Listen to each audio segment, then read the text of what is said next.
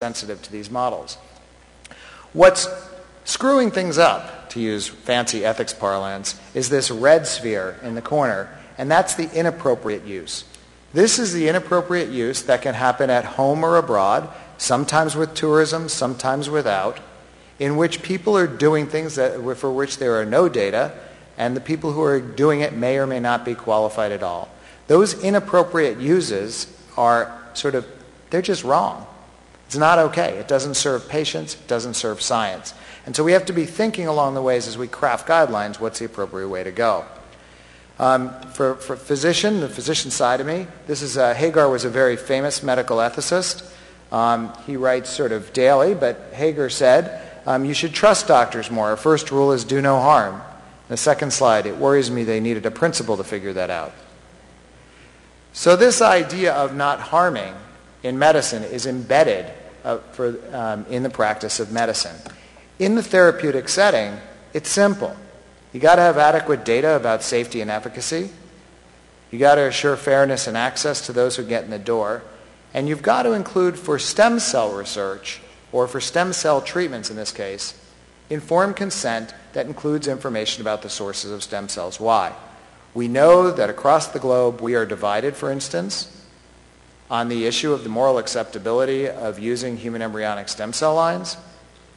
You as a physician treating someone doesn't know whether that patient who's going to receive that therapy has a strong opinion about that unless you tell them where this came from. Some may have been opposed until the moment they're sick, but others may remain opposed to the use of that, but you can't know unless you ask.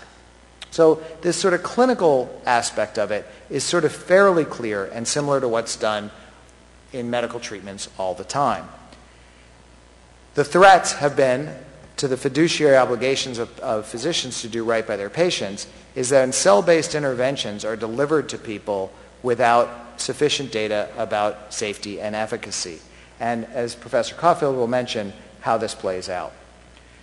The ISSCR recently crafted guidelines for the clinical translation of stem cells. In the interest of time, since we got a bit of a late start, I'm going to go through this very quickly just to know that these are available in the first set of formalized guidelines. They also recapitulate a government's model based on IRB, escrow, IACUC review at appropriate stages. But they do some other interesting pieces.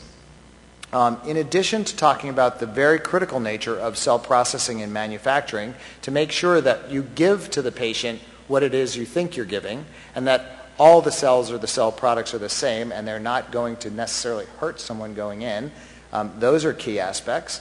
Preclinical studies and what the standards for those should be, what the clinical research design should be like, but they also raised medical innovation.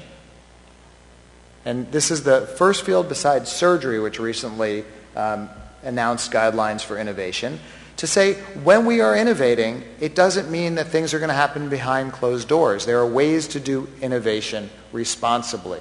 This is a lesson for all of science and medicine in which innovation is a possible pathway towards discovery.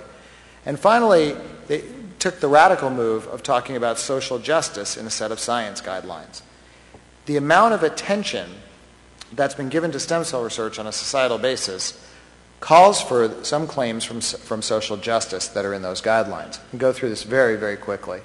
So starting here with translational research, anytime you're trying something, you've got to be really assured of safety, and that's why we have all of the standards announced for processing, manufacture, and preclinical studies. There can be a possibility of benefit, but clinical research, clinical translational research, doesn't assume something's going to work just because it's research. And that's a very, very difficult thing to get across.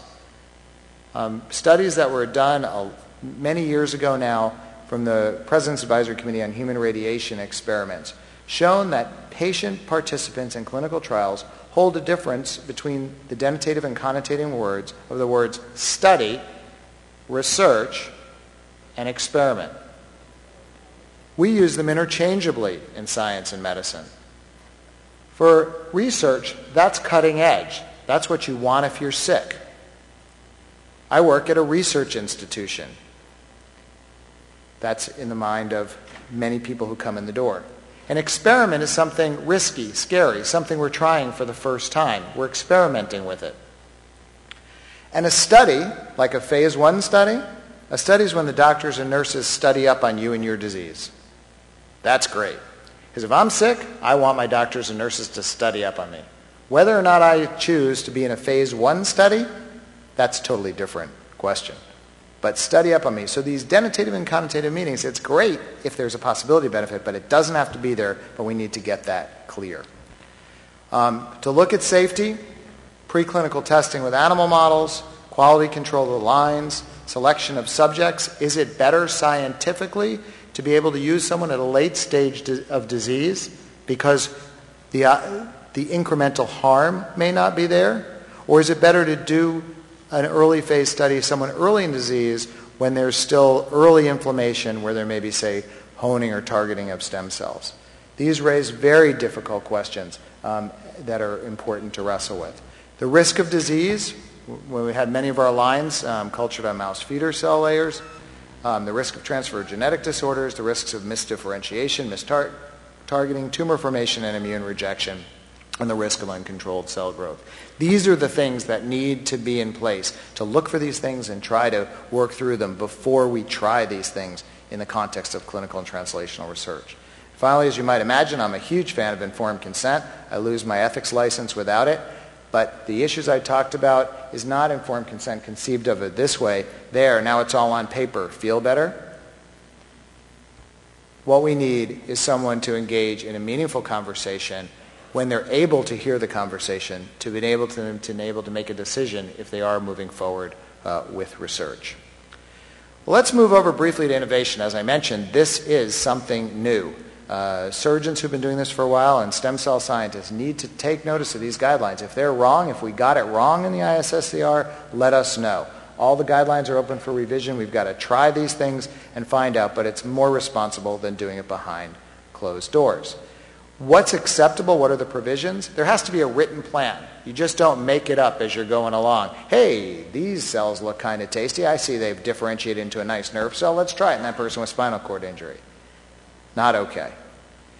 The plan has to be approved through peer review. The institution is willing to be accountable. The personnel are qualified to do this. There has to be voluntary informed consent. There has to be an action plan for adverse events. There need to be resources for complications that may happen as a result of trying this for the first time. And there should be a commitment not just to advancing your own science and not just taking care of that one person, but reporting on that information to make it widely available so others can learn from it. Finally, when we move to social justice, here has been sort of a move, also important for the rest of science and medicine, arguably, that regulatory and oversight agencies should explicitly consider justice principles into their evaluations. And this means involving the community and patient advocates, an opportunity for open discussion about the ethical issues, and to enforce social justice. The recommendations go to looking at for what would be our markers of this being taken into account. Frank reporting of our science. If you can make a small critter do something different in a lab that's a disease model, you got to say what the limitations of that's going to be. How long will it take? What are the barriers to getting that into human beings to cure disease? We have to ground our reporting in science and not only report about our successes, not just the stuff that goes on the refrigerator with the gold star, but all our failures. Because if you failed, it's maybe that something went wrong, but it could be that that great idea was simply wrong. And if we don't report our failures, others are going to try the very same thing. There needs to be public engagement in policy making to think towards maximizing social good. So those assembling banks and the like, they should be genetically diverse. There should be collaborations that are meaningful, and there should be fair access. And if possible, as an aspirational goal, not necessarily required or possible to do in every situation, is to offer therapeutic interventions to those in resource-poor settings. So this is sort of going forward where we need to go to meet the goals of social justice. I'm going to skip over